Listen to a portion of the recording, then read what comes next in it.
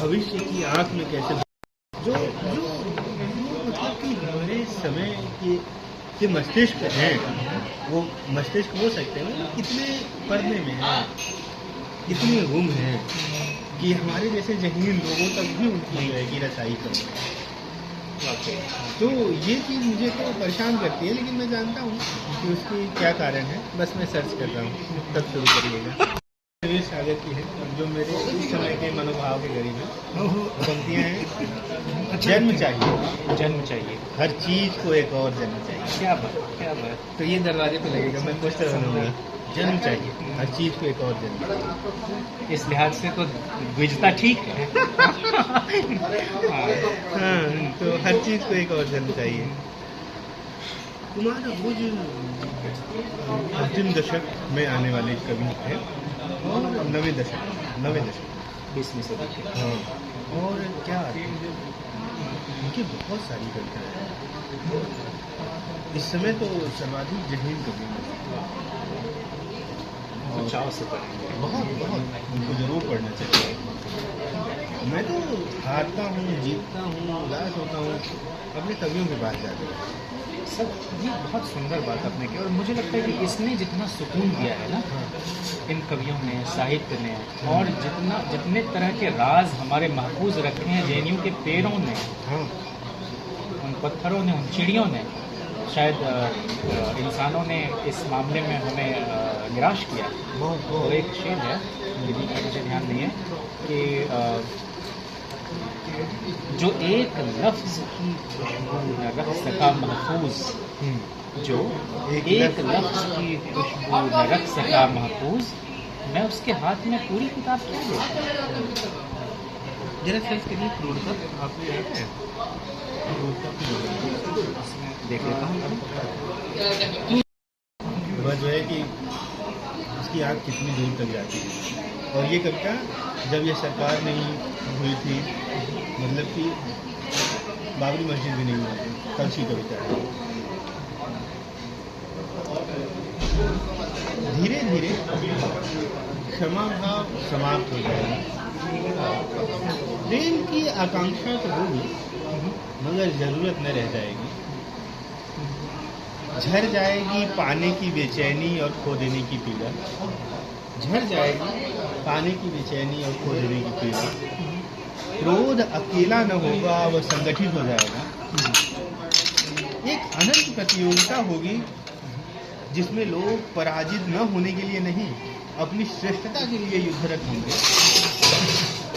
तब आएगी क्रूरता, पहले हृदय में आएगी और चेहरे पर न दिखेगी, फिर घटित होगी धर्म ग्रंथों की व्याख्या में, फिर इतिहास में और फिर भविष्यवाणियों में, फिर वह जनता का आदर्श हो जाएगी। निरर्थक हो जाएगा विलाप, दूसरी मृत्यु थाम लेगी पहले मृत्यु से उपजे आंसू, दूसरी मृत्यु थाम लेगी पहले मृत्यु से उपजे आंसू। पड़ोसी सांत्वना नहीं एक हथियार देगा। तब आएगी क्रूरता और आहत नहीं करेगी हमारी आत्मा को, फिर वह चेहरे पर भी दिखेगी लेकिन अलग से पहचानी न जाएगी। सब तरफ होंगे एक जैसे चेहरे, सब अपनी अपनी तरह से कर रहे होंगे क्रूरता, और सभी में गौरव भाव होगा। वह संस्कृति की तरह आएगी, उसका कोई विरोधी न होगा। कोशिश सिर्फ यही होगी कि किस तरह वह अधिक सभ्य और अधिक ऐतिहासिक हो। वह भावी इतिहास की लज्जा की तरह आएगी और सोख लेगी हमारी सारी करुणा, हमारा सारा श्रृंगार। यही ज़्यादा संभव है कि वह आए और लंबे समय तक हमें पता ही न चले उसका आना। कितनी सच्ची, कितनी ऊंची शांत रहती है। ये कविता भी बहुत शांत रहती है मेरी, और इसका शीर्षक है सब तुम्हें नहीं कर सकते प्यार। अच्छा, एक बस संदर्भ बता दूं, जब मैं यहाँ अपना छात्रावास वाला मेरा कमरा था, तो मेरे दरवाजे में कुमार अमृत की कविता का एक पोस्टर मैंने खुद बनाया था, वो लगा हुआ था। उसका शीर्षक था गुफा। अब आप बस केवल कल्पना करिए कि आप गुफा के सामने खड़े हैं और कविता देखिए। यहाँ से शुरू होता है भय और अंधेरा, भय और अंधेरे को भेदने की इच्छा भी शुरू होती है यहीं से। क्या बात। तो वो जो है कि अच्छा, उसका बड़ा अजीब था कि दो लोग आए मेरे कमरे में, तो उसमें से एक लोगों ने पूछा कि ये गुफा क्या है। तो जो है कि एक जहीन व्यक्ति ने कहा, यह समय है कि यहाँ शुरू होता है भय और अंधेरा, भय और अंधेरे को भेदने की इच्छा भी शुरू होती है यहीं से। गुफा के सामने आप सोचिए करें।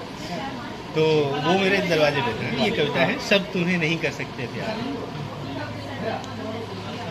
यह मुमकिन ही नहीं कि सब तुम्हें करें प्यार, यह तुम बार बार नाक सिकोड़ते हो और माथे पर जो बल आते हैं, हो सकता है किसी एक को इस पर आए प्यार, लेकिन इसी वजह से कई लोग चले जाएंगे तुमसे दूर। सड़क पार करने की घबराहट, खाना खाने में जल्दबाजी या जरा सी बात पर उदास होने की आदत कई लोगों को तुम्हें प्यार करने से रोक ही देगी।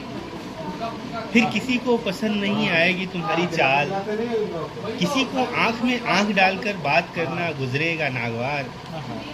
चलते चलते रुक कर इमली का पेड़ देखना एक बार फिर तुम्हारे खिलाफ जाएगा। फिर भी यदि तुमसे बहुत से लोग एक साथ कहें कि वे सब तुमको प्यार करते हैं, प्यार, तो रुको और सोचो, यह बात जीवन की साधारणता के विरोध में है।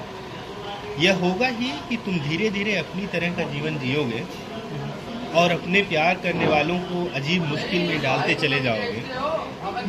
जो 1974 में, 1989 में और 2005 में करते थे तुमसे प्यार, क्या बात। तुम्हारी जड़ों में देते थे पानी और कुछ जगह छोड़कर खड़े होते थे कि तुम्हें मिले प्रकाश, वे भी एक दिन इसलिए जा सकते हैं दूर कि अब तुम्हारे जीवन की परछाई उनकी जगह तक पहुंचती है। तुम्हारे पक्ष में सिर्फ यही बात हो सकती है कि कुछ लोग तुम्हारे खुरदरेपन की वजह से भी करने लगते हैं तुम्हें प्यार। जीवन में उस रंगीन चिड़िया की तरफ देखो जो किसी का मन मोह लेती है और ठीक उसी वक्त एक दूसरा उसे देखता है शिकार की तरह।